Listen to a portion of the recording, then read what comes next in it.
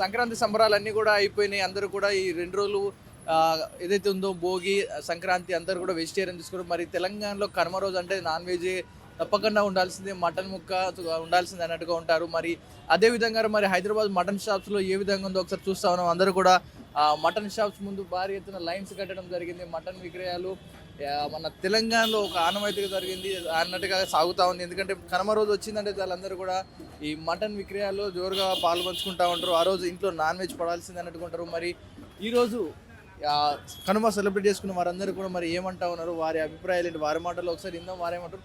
ఎందుకంటే ఇక్కడ ఇది ఫేమస్ ఇక్కడ అంతా ఇంత లైన్ కట్టి ఇక్కడ తీసుకుంటా ఉన్నారు. లైన్ కట్టి ఇక్కడ బాగుంటుంది, మటన్ బాగుంటుంది ఇక్కడ. ఏంటి ఈరోజు మరి కనుమ రోజనా, మరి ఈరోజు ఏంటి ఇంత లైన్?